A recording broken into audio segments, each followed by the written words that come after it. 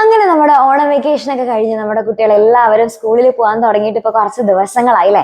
അപ്പൊ മിസ്സിന്റെ ധാരണ ശരിയാണെന്നുണ്ടെങ്കിൽ ഈ ഒരു സമയമാകുമ്പോഴേക്കും നിങ്ങൾക്ക് എല്ലാ പേപ്പറും കിട്ടിയിട്ടുണ്ടായിരിക്കും അല്ലെ. കുറെ പേര് മിസ്സിന് പേഴ്സണലി മെസ്സേജ് അയച്ചിട്ടുണ്ടായിരുന്നു. അതേപോലെ കുറെ പേര് നമ്മള് ലൈവ് സ്റ്റാർട്ട് ചെയ്യുന്ന സമയത്ത് ലൈവില് ചാറ്റ് ബോക്സിലും അതേപോലെ തന്നെ നമ്മുടെ ഓരോ വീഡിയോന്റെ താഴെ കമന്റ് ബോക്സിലൊക്കെ ആയിട്ട് കുറെ പേര് മിസ് ബേസിക് സയൻസ് നല്ല മാർക്ക് കിട്ടി, അതിൽ നല്ല മാർക്ക് കിട്ടി, ഇതിൽ നല്ല മാർക്ക് കിട്ടി എന്നൊക്കെ പറഞ്ഞിട്ട് കുറെ പേര് മെസ്സേജ് ഒക്കെ അയച്ചിട്ടുണ്ടായിരുന്നു. എന്നാലും മിസ് എല്ലാവരോടും കൂടെ കോമൺ ആയിട്ട് ചോദിക്കുകയാണ്, ഇത്തവണത്തെ നമ്മുടെ ഓണം എക്സാമിന്റെ റിസൾട്ട് എന്റെ കുട്ടികൾക്ക് എങ്ങനെ ഉണ്ടായിരുന്നു? എല്ലാവർക്കും ഭയങ്കര ഹാപ്പി ആയോ, അല്ലെങ്കിൽ അയ്യോ മിസ് ഞാൻ ഭയങ്കര സങ്കടമായി പോയി ഇത്തവണത്തെ റിസൾട്ടിൽ, അങ്ങനെയാണോ ഇപ്പോഴത്തെ നിങ്ങളുടെ അവസ്ഥ? അല്ലെങ്കിൽ കുഴപ്പമില്ല മിസ്സേ ഒരു ആവറേജ് ആയിട്ട് ഞാൻ നിൽക്കുകയാണ് എന്നുള്ളതാണ് നിങ്ങളുടെ അവസ്ഥ? എന്താണ് ഇത്തവണ നമ്മുടെ റിസൾട്ട് എന്നുള്ളത് വേഗം തന്നെ നമ്മുടെ ഇപ്പൊ തന്നെ കമന്റ് ബോക്സിൽ പോയിട്ട് വേഗം ഒന്ന് കമന്റ് ചെയ്തേ.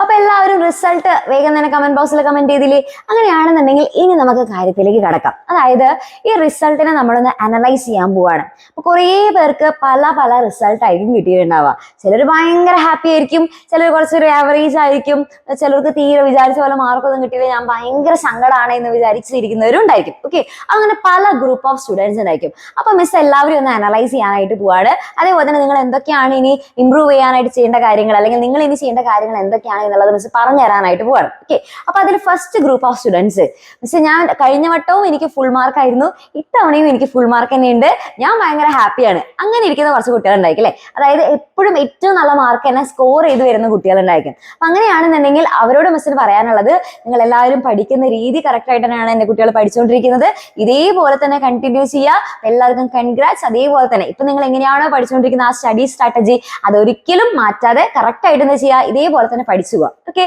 അപ്പൊ അതിൽ നിങ്ങൾ മാറ്റങ്ങളൊന്നും വരുത്തേണ്ട ആവശ്യമില്ല. ഇതേപോലെ തന്നെ ഇനി അടുത്ത എക്സാമിന് ഫുൾ മാർക്ക് തന്നെ വാങ്ങാം. ഓക്കെ, ഇനി ചില ഗ്രൂപ്പ് ഓഫ് സ്റ്റുഡൻസ് ഉണ്ടായിരിക്കും, അതായത് ഫുൾ മാർക്കൊന്നും അവർ വാങ്ങിയിട്ടുണ്ടാവില്ല, പക്ഷെ കഴിഞ്ഞ എക്സാമിന് ഇപ്പൊ ഇവിടെ നിൽക്കുകയാണെന്നുണ്ടെങ്കിൽ അതിനേക്കാളും ഒരു പടി കൂടുതൽ മാർക്ക് എനിക്ക് വാങ്ങാനായിട്ട് പറ്റി എന്നുള്ളവരുണ്ടായിരിക്കും അല്ലെ. ഞാൻ എത്രയ്ക്ക് വിചാരിച്ചിട്ടുണ്ടായിരുന്നില്ല മിസ്സേ, പക്ഷെ കഴിഞ്ഞ എക്സാമിനേക്കാളും എനിക്ക് കുറച്ചും കൂടെ ഒരു ഇമ്പ്രൂവ്മെന്റ് ഉണ്ടായിട്ടുണ്ട് എന്ന് വിചാരിക്കുകയാണെന്നുണ്ടെങ്കിൽ നിങ്ങൾക്കും കൺഗ്രാറ്റ്സ്. കാരണം നിങ്ങളും അടിപൊളിയായിട്ട് പഠിക്കുന്നുണ്ട്, കാരണം നിങ്ങൾ പരിശ്രമിക്കുന്നുണ്ട്. അതായത് ഏറ്റവും ടോപ്പ് മാർക്കിലേക്ക് എത്താനായിട്ട് നിങ്ങൾ നന്നായിട്ട് ഹാർഡ് വർക്ക് ചെയ്യുന്നുണ്ട്. അപ്പൊ അത് വേണം. ഓക്കെ, അത് ഇനി കണ്ടിന്യൂ ചെയ്യാം. അപ്പൊ ഇങ്ങനെ കണ്ടിന്യൂ ചെയ്ത് കഴിഞ്ഞാൽ ഇനി നമ്മുടെ അടുത്ത എക്സാം ഒക്കെ ആകുമ്പോഴേക്കും, ക്രിസ്മസ് എക്സാം ആകുമ്പോഴേക്കും നിങ്ങൾക്ക് ഏറ്റവും നല്ല മാർക്ക് തന്നെ വാങ്ങാൻ പറ്റും. ഇതേപോലെ തന്നെ കണ്ടിന്യൂ ചെയ്യാം. ഓക്കെ, അപ്പൊ ആ രണ്ട് ഗ്രൂപ്പ് ഓഫ് സ്റ്റുഡൻസിന്റെ കാര്യം കഴിഞ്ഞു. ഇനി അടുത്ത ഗ്രൂപ്പ് ഓഫ് സ്റ്റുഡൻസ് എന്ന് വെച്ച് കഴിഞ്ഞാൽ, മിസ് കഴിഞ്ഞ എക്സാമിന് ഞാൻ ഈ ഒരു ലെവലാണെന്നുണ്ടെങ്കിൽ ഇപ്രാവശ്യവും ഞാൻ ഈ ഒരു ലെവലാണ്, കൂടിയുമില്ല കുറഞ്ഞുമില്ല, ഞാനൊരു ആവറേജ് എന്നുള്ള രീതിക്ക് ഞാൻ ഇപ്പോഴും കണ്ടിന്യൂ ചെയ്തുകൊണ്ടിരിക്കുകയാണ് എന്നുള്ളവരുണ്ടായിരിക്കും. അങ്ങനെയാണെന്നുണ്ടെങ്കിൽ നമ്മൾ ചെയ്യുന്നതിൽ കുറച്ചും കൂടെ ഒരു ഇമ്പ്രൂവ്മെന്റ് വരുത്താനുണ്ട് എന്നുള്ളതാണ് അതിന്റെ അർത്ഥം. അതായത് നമ്മളിപ്പോൾ പഠിച്ചുകൊണ്ടിരിക്കുന്ന ആ സമയം കുറച്ചും കൂടെ ഒന്ന് കൂട്ടാനുണ്ടായിരിക്കും. അതേപോലെ തന്നെ കുറച്ചും കൂടെ പഠിക്കുന്ന ആ സമയം കുറച്ചും കൂടെ കോൺസെൻട്രേഷനോട് കൂടി ഇരിക്കാനായിട്ടുണ്ടായിരിക്കും, കുറച്ചും കൂടെ വർക്ക് ചെയ്യേണ്ടതായിട്ട് വരുന്നുണ്ട്. ഓക്കെ, കുറച്ചും കൂടെ ഒന്നൊരു ഇമ്പ്രൂവ്മെന്റ് നിങ്ങൾ വരുത്താണെന്നുണ്ടെങ്കിൽ എൻ്റെ കുട്ടികൾക്ക് ഇനിയും നല്ലോണം ഇമ്പ്രൂവ്മെന്റ് ഉണ്ടാക്കിയെടുക്കാനായിട്ട് സാധിക്കും, അടുത്ത എക്സാമിന് നല്ല മാർക്ക് വാങ്ങാനായിട്ട് സാധിക്കും. ഓക്കെ, അപ്പൊ ചെയ്ത് നോക്കൂലേ? അപ്പൊ കുറച്ചും കൂടെ ഒന്ന് ഇമ്പ്രൂവ് ചെയ്ത് കഴിഞ്ഞാൽ നല്ല മാർക്കാണ് നിങ്ങൾക്ക് സ്കോർ ചെയ്യാനായിട്ട് സാധിക്കും. ഇനി finally last group of students എങ്ങനെയാന്ന് വെച്ച് കഴിഞ്ഞാൽ, കഴിഞ്ഞ വട്ടത്തെ എക്സാമിന് ഇത്രയും ഉണ്ടായിരുന്നു മാർക്ക്, പക്ഷെ ഇപ്രാവശ്യം മിസ്സേ ഇനി ഞാൻ വിചാരിച്ച റിസൾട്ട് ഒന്നും കിട്ടിയില്ല, ഞാൻ ഭയങ്കര സാഡാണ്, ഇതിനേക്കാളും ഇത്ര ലെവൽ കുറഞ്ഞിട്ടാണ് എനിക്ക് മാർക്ക് കിട്ടിയിട്ടുള്ളത്. ഓക്കെ, ഞാൻ ഭയങ്കരമായിട്ട് കുറവ് മാർക്കാണ് വാങ്ങിയിട്ടുള്ളത്, എനിക്ക് വിചാരിച്ച പോലെ ഇത്തവണത്തെ എക്സാം സെറ്റ് ആയില്ല, അങ്ങനെ വിചാരിക്കുന്ന മക്കളുണ്ടായിരിക്കും. അപ്പൊ അങ്ങനെയാണെന്നുണ്ടെങ്കിൽ നമ്മൾ പഠിക്കുന്ന രീതിയിൽ എന്തോ ഒരു മിസ്റ്റേക്ക് ഉണ്ട് എന്നുള്ളതാണ് അതിന്റെ അർത്ഥം എന്ന് പറയുന്നത്. നമ്മുടെ സ്റ്റഡി സ്ട്രാറ്റജിയിലോ അല്ലെങ്കിൽ പഠന രീതിയിലോ എന്തോ ഒരു മിസ്റ്റേക്ക് നമ്മൾ വരുത്തുന്നുണ്ട്.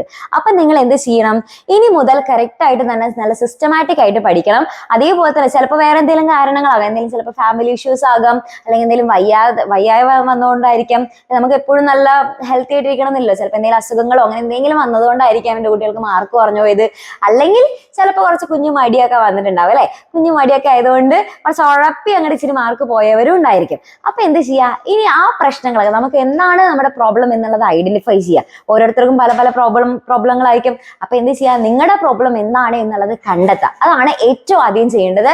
എന്നിട്ട് അതിനുശേഷം ആ പ്രോബ്ലം പരിഹരിക്കാം. ഓക്കെ, അസുഖം എന്തെങ്കിലും വയ്യാത്ത ഉണ്ടെങ്കിൽ അതൊക്കെ ഒന്ന് മാറി നല്ല ഹെൽത്തി ആയിട്ട് ഇരിക്കുക. പിന്നെ അതേപോലെ തന്നെ മടിയൊക്കെ ഉണ്ടെന്നുണ്ടെങ്കിൽ അതൊന്ന് മാറ്റിയിട്ട് സ്വന്തമായിട്ട് തന്നെ വിചാരിക്കണം. കാരണം മിസ് പറഞ്ഞതുകൊണ്ട് മാത്രമായിട്ട് മാറില്ല, നമ്മൾ സ്വന്തമായിട്ട് വിചാരിച്ചു കഴിഞ്ഞാൽ നമുക്ക് മാർക്ക് അറ്റൈൻ ചെയ്യാനായിട്ട് സാധിക്കുള്ളൂ. അപ്പൊ ആ മടിയൊക്കെ ഒന്ന് മാറ്റി വെച്ച് ഇനി ഫുൾ സെറ്റ് ആയിട്ട് ഇനി നമ്മുടെ അടുത്ത ലക്ഷ്യം എന്ന് പറയുന്നത് ക്രിസ്മസ് എക്സാം ആണ് അല്ലെ. ആ ക്രിസ്മസ് എക്സാം എന്നുള്ള ഒരൊറ്റ ലക്ഷ്യം വെച്ചിട്ട് ഇനി അടിപൊളിയായിട്ട് പഠിക്കാൻ റെഡി ആവണം. ഓക്കെ, ആ മടിയൊക്കെ മാറ്റി വെച്ച് ഇനി സെറ്റായിട്ട് പഠിക്കൂലേ? അപ്പൊ അടുത്ത എക്സാമിന് ഇതിനേക്കാൾ നല്ല ഇമ്പ്രൂവ്മെന്റ് വരുത്താണെന്നുണ്ടെങ്കിൽ നിങ്ങൾ അടിപൊളിയാണ് എന്ന് വെച്ച് പറയും. ഓക്കെ, തെറ്റാണല്ലോ. അപ്പൊ എല്ലാവരും എന്ത് ചെയ്യണം, ഇനി നമ്മുടെ അടുത്ത ക്രിസ്മസ് എക്സാം ആകുമ്പോഴേക്കും ഇങ്ങനെ ഇരിക്കുന്ന ലെവലിൽ നിന്ന് നമ്മൾ എന്ത് ചെയ്യണം, നല്ലോണം ഹൈ ലെവലിലേക്ക് മാറാനായിട്ട് പറ്റണം. ഓക്കെ, അപ്പൊ അതൊന്ന് ട്രൈ ചെയ്ത് നോക്കൂലേ. അപ്പൊ ഇതിൽ ഏതൊക്കെയാണ് നിങ്ങളിപ്പോ ഏത് ലെവലിലാണ് നിൽക്കുന്നത് എന്നുള്ളത് വേഗം തന്നെ കമന്റ് ബോക്സിൽ കമന്റ് ചെയ്യുക. ഇത്തവണ മാർക്ക് ഇച്ചിരി കുറഞ്ഞു പോയി കഴിഞ്ഞാലും വിഷമിക്കൊന്നും വേണ്ട. ഓക്കെ, ഇനി നമുക്ക് അടുത്ത എക്സാമിന് ഇതിനേക്കാൾ നല്ല മാർക്ക്, നമുക്ക് നല്ല ഇമ്പ്രൂവ്മെന്റ് ഉണ്ടാക്കിയെടുക്കാം, നമ്മുടെ പാരന്റ്സിനൊക്കെ ഹാപ്പി ആക്കാം, നമ്മളും ഹാപ്പി ആയിരിക്കണം. ഓക്കെ, ഇനി എങ്ങനെ ഇമ്പ്രൂവ് ചെയ്യും മിസ് എന്നാണെന്നുണ്ടെങ്കിൽ അതിനുള്ള വഴി മിസ് പറഞ്ഞുതരാം. ഓരോ ദിവസവും നിങ്ങൾക്ക് ലൈവ് ക്ലാസ്സുകൾ നമ്മുടെ ചാനലിൽ നടക്കുന്നുണ്ട്.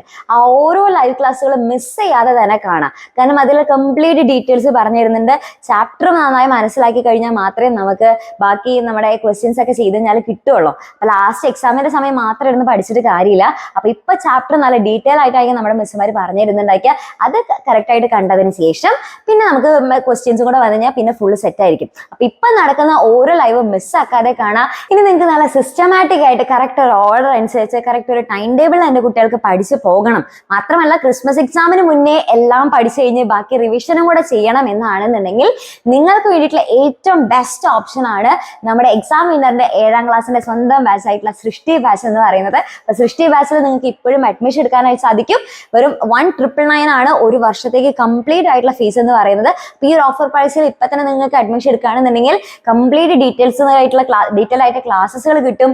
അതേപോലെ തന്നെ നല്ല സിസ്റ്റമാറ്റിക് ആയിട്ട് പഠിച്ചു പോവുകയും ചെയ്യും. ഓക്കെ, പിന്നെ അതുപോലെ തന്നെ നോട്ട്സും വർക്ക്ഷീറ്റും അങ്ങനെയുള്ള എല്ലാ കാര്യങ്ങളും എന്റെ കുട്ടികൾക്ക് കിട്ടുന്നതായിരിക്കും. അപ്പൊ ആരും ഈ ഒരു കാര്യം മിസ്സാക്കരുത്. നിങ്ങളുടെ ഫ്രണ്ട്സിനൊക്കെ കുറച്ചിരി മാർക്ക് കുറവാണ്, ഒന്ന് ഇമ്പ്രൂവ് ചെയ്യണമെന്ന് ആഗ്രഹിച്ച് നിൽക്കുന്നവരാണെന്നുണ്ടെങ്കിൽ അവരോടൊക്കെ ഈ ഒരു കാര്യം ഷെയർ ചെയ്ത് കൊടുക്കാം. ഓക്കെ, അപ്പൊ ഇനി അടുത്ത ലക്ഷ്യം എന്ന് പറയുന്നത് ക്രിസ്മസ് എക്സാം ആണ്. അത് നമുക്ക് സെറ്റ് ആക്കി എടുക്കാം.